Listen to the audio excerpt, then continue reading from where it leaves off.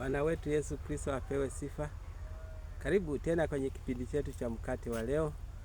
Bado tunaziangalia ahadi za Mungu zilizoandikwa kwa ajili yetu katika Biblia, ambazo zimekuwa za baraka sana sana sana.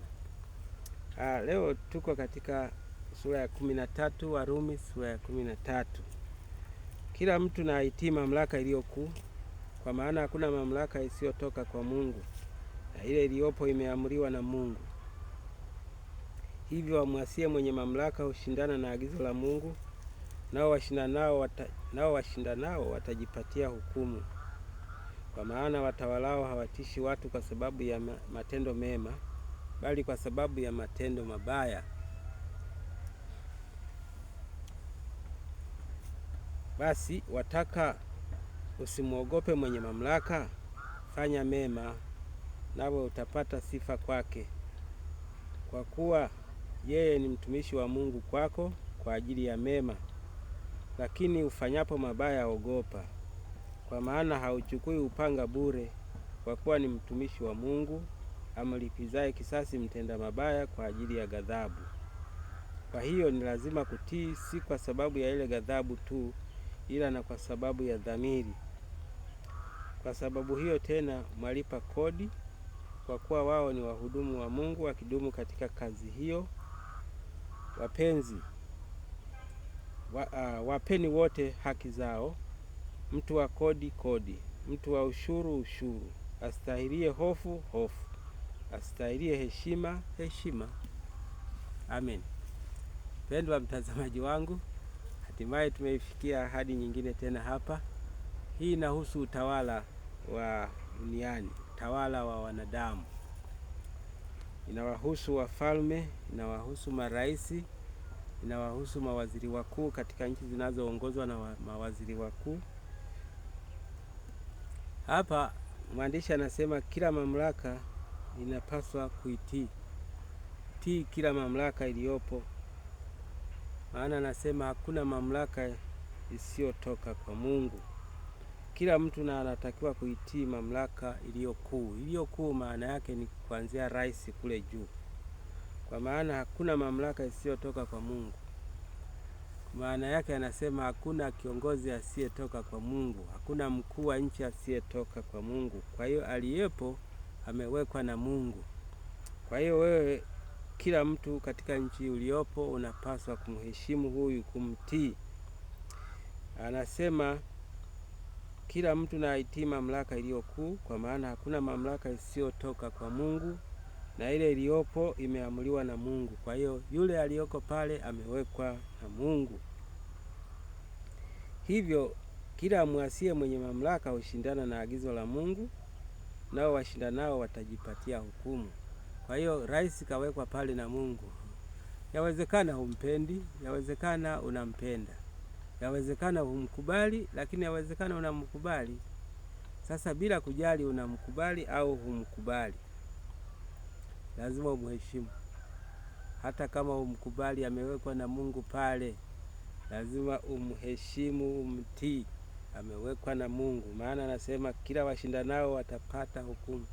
Hutakiwi kushindana naye, ameshawekwa na Mungu pale kwenye kile kiti. Usishindane naye. Angalia anachosema, maana hauchukui upanga bure. Na akiamua kukuua na kuua tu, hakuna wa kumuuliza. Akiamua kukuweka gerezani, hakuna wa kumuuliza, amewekwa na Mungu pale. Anasema kila anayeshindana naye anajipatia hukumu. Kwa maana watawalao hawatishi watu kwa sababu ya matendo mema, bali kwa sababu ya matendo mabaya. Tawala atakutisha, anakutishia sio kwa sababu umetenda vibaya. Kwa sababu umetenda, sio kwa sababu umetenda mema, bali kukitenda mabaya atakutisha.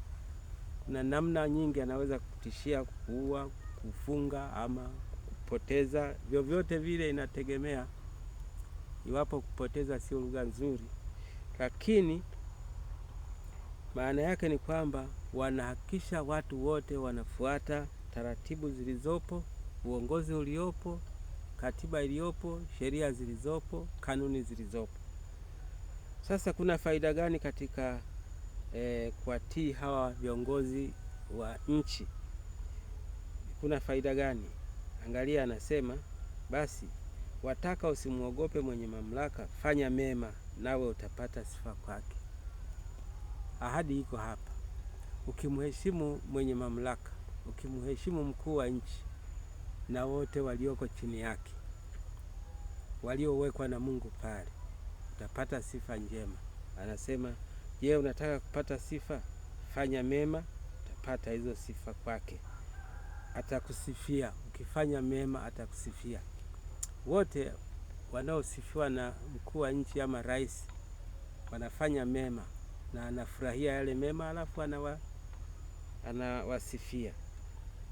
Sio tu kuwasifia, lakini kwenye nchi yetu na nchi nyingine pia anawateua kumsaidia kazi katika nyanja mbalimbali, katika sekta mbalimbali.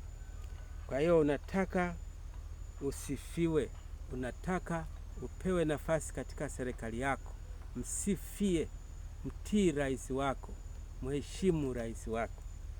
Hata mimi hapa ni mchungaji, na mimi nasubiri uteuzi siku moja, nani ajuaye. Na mimi nataka uteuzi, maana uteuzi unamhusu kila Mtanzania, kila mwananchi unamhusu. Na mimi nasubiri siku moja nitateuliwa, labda nitaambiwa, haya, na wewe mchungaji Muhae, basi tumekupa nafasi ya kuwa mshauri wa rais katika mkoa wa Kilimanjaro upande wa dini ya Kikristo. Nani ajuaye?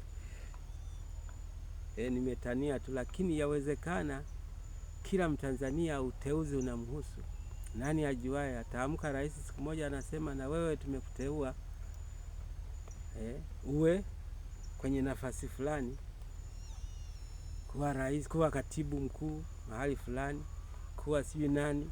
Ni ruksa, ni mwananchi, naruhusiwa, nina haki zote za kuteuliwa na rais, za kuteuliwa na mkuu wa mkoa wangu. Nina sifa hizo kama Mtanzania. Wewe pia una nafasi hiyo na sifa hizo. Sifa hizo unazipata wapi? Katika kuitii mamlaka iliyopo. Kuitii. Ukimtii rais na uongozi wake, bila kujali wanakufurahisha wakufurahisha, wewe waheshimu, maana wamewekwa pale na Mungu. Iko siku moja na wewe utapata upendeleo kwake. Maana anasema ukifanya hivyo, ukitenda mema, utapata sifa kwake. Ukipata sifa kwake, nini kitakachofuata? Atakusogeza karibu yake. Atakusogeza karibu yake. Kwa hiyo ahadi hapa tunaiona, ukiwaheshimu watu waliowekwa kwenye viti na Mungu, Mungu atakusogeza karibu yao. Mungu atakusogeza karibu yao. Atawapa tu kukupendelea. Kwa hiyo je, unataka upewe sifa? Unataka akusifie? Mkuu wa nchi akusifu? Mtii, mheshimu, mtii, mheshimu. Fanya mema. Fanya mema yale anayotaka ufanye. Iko siku moja atakusifu na atawaambia jopo lake kwamba huyu mimi nataka awe hivi, na jopo halitakataa. Akishasema yeye mkuu wa nchi kwamba huyu nataka awe hivi, hakuna wa kusema hapana, maana yeye ndio ameshika mpini, hao wengine wote wameshika, yeye ndio ameshika makali, wale wengine wote wameshika yeye ameshika mpini, hao wameshika makali. Kwa hiyo ni rahisi sana kusema hivyo. Lakini tukija upande wa kiroho,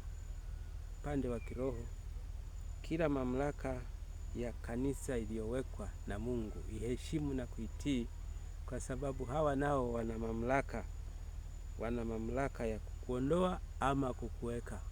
Wana mamlaka ya kukuadhibu.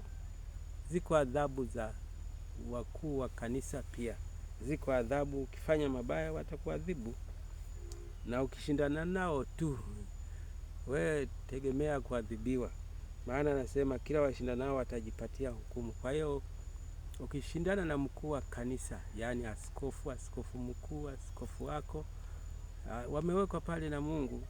Kwa hiyo usijaribu kushindana naye. Ana mamlaka ya kukuondoa ama ana mamlaka ya kukuweka. Kwa hiyo unataka kupata sifa njema kwao, fanya mema, waheshimu, fanya mema yatakiwayo na wao. Watakusifu, watakusogeza karibu yao, utakuwa mmoja wao. Kwa hiyo jambo muhimu hapa tunaloliona hapa ni kutii. Ukitii utapata sifa njema. Ahadi tunayoona, utapata sifa njema kwa viongozi hawa, na watakusogeza karibu yao na kukupa majukumu ya furaha, majukumu ya heshima. Basi Mungu akubariki, tukutane tena wakati ujao. Asante kwa kusikia haya na endelea kufuatilia. Asanteni ninyi mnao subscribe na kucomment kwenye akaunti yangu.